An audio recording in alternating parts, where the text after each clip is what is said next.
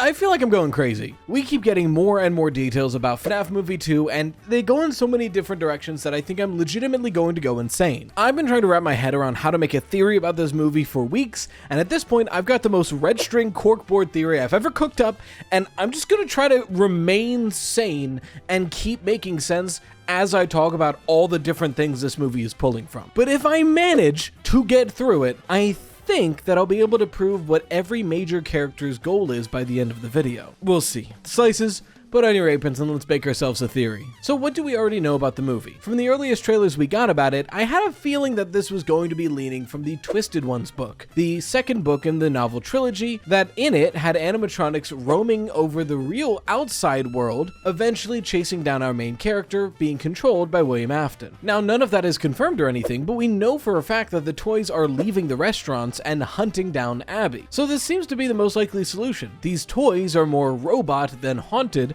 and they're being controlled by William Afton to get Abby. We also have this weird clip that was shown at a convention of this lanky guy showing around this FNAF 2 location. We have no answers for who he is at the time. We have more now. So what have we heard recently and what is making me go crazy about this movie? So we have a new trailer showing off more of the Wizards and some plot points. One of the major ones though, I think, is that Vanessa is having flashbacks and going through memories of her father. Part of that is seeing visions of his workshop and what he was doing in the past, which is crazy when you think about what character was doing that in the novels, but we'll get there. But that's not the only new info we got. This weird guy we don't know the identity of, turns out that actor did an interview. Now, I want to be crystal clear here. I did digging and I cannot find the original interview, but there are several sources saying that Getty Images had an interview with Freddy Carter, the actor. And in that interview, according to these reports, he mentioned his character's name is Michael. Michael, a character named Michael, is leading people around the FNAF 2 location to their death. Yeah, we gotta talk about that. So the thing about all these connections is they make me feel crazy and unwell. Let's start with the most sane one. Michael is Michael Afton. I mean, after all, he's being weird about a Freddy's location, he's seemingly leading people into their doom, and somebody on Twitter lined up lines that he said and Vanessa said in the first movie,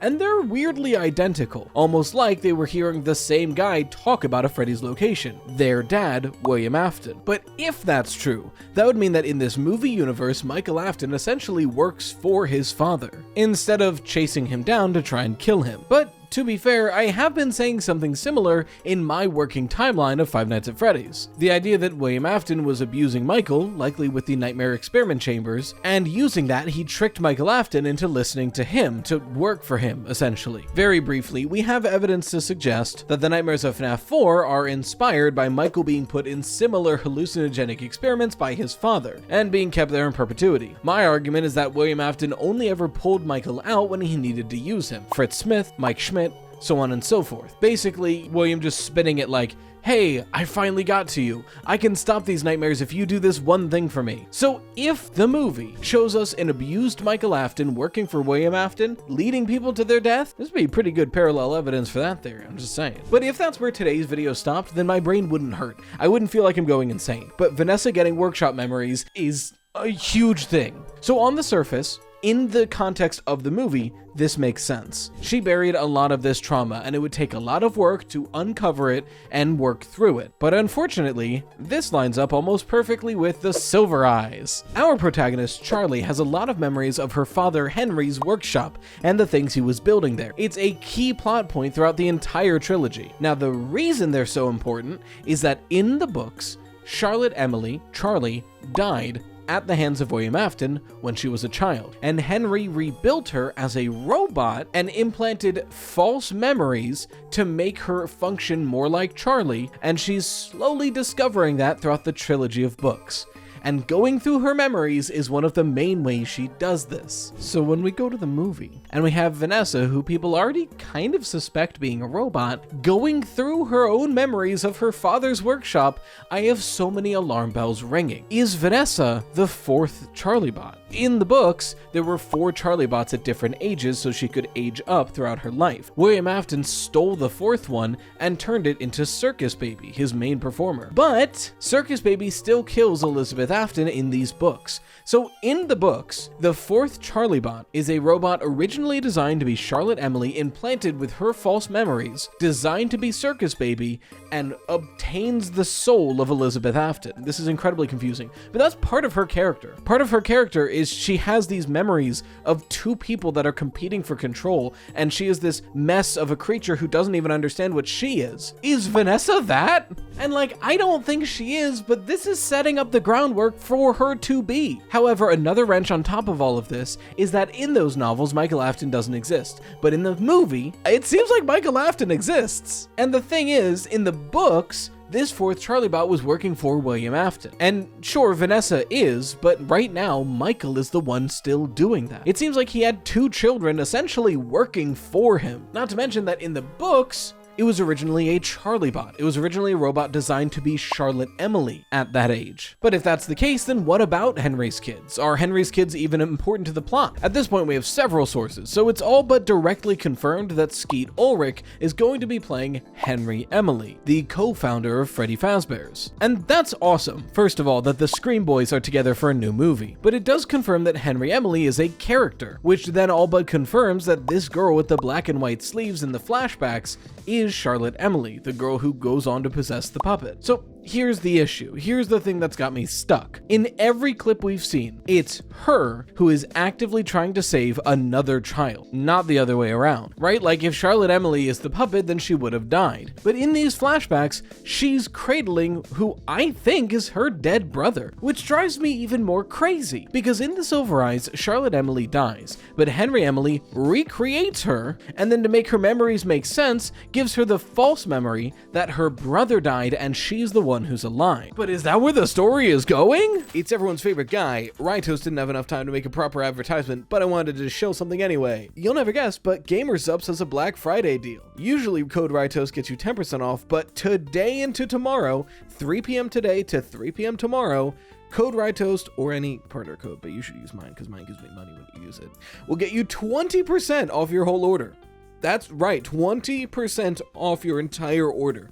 So now is the time to get some if you are low and need to top up, or you just want to get some for the first time. Once again, that's code Rytoast for 20% off your whole order for pretty much the next 24 hours. Get it while you can. Now look, before we dive too deep into this rabbit hole, I want to assure you, I understand that the games, the books, and the movie are all separate continuities, and they are all telling separate but similar stories. But either all of this movie plot is very new, and there are no connections here, or there's a little bit of everything everywhere. Here's what I think is gonna happen. I think that both the Emily children were killed back in the 1987 timeframe. They're putting that to the FNAF 2 location. And since Charlotte was the one actively trying to save her brother, she is the one who possesses the marionette. But since in the books, Charlie was the one who went on to become William's robot servant, and William has two children, those roles need to be split up and distributed elsewhere, this time amongst his own children. The parts of repressed memories and unwilling servitude, those got put into Vanessa's character. She has a lot of these blockages that she'll be working through in this movie of the things that she saw her father doing, and she was always an unwilling participant in what he made her do. But the parts of that fourth Charlie bot, the Elizabeth part, the ones that were just seeking validation and were willingly and happily assisting William Afton, I think those get put into Michael. Because the key here, watching Michael lead people to their doom, he's doing it with a smile on his face. He's happy to be helping. And I think that's the dichotomy we're going to see. Michael is fully subservient to William Afton. He likes what he's doing. Vanessa is the one trying to break free. Now this does leave one major question. Where the hell does the crying child end up in all this? Frankly, we still don't know that there is a crying child. There might not be in this new canon. This might be the cleaner version of the story here. But the one thing that has me very, not worried, but feel like I'm going insane is that we don't know what's going on with the crying child. And there's one major question left of the movie itself. Why did William Afton go after Garrett? Because everything else lines up. Everything else is William being a serial killer. He kills the children, he puts them in the suits. Maybe he learns about, possession and he wants to experiment on that. Like, all of that tracks. But the one thing we have absolutely zero motive for is why William Afton went states away to a campground to kidnap Garrett Schmidt. There's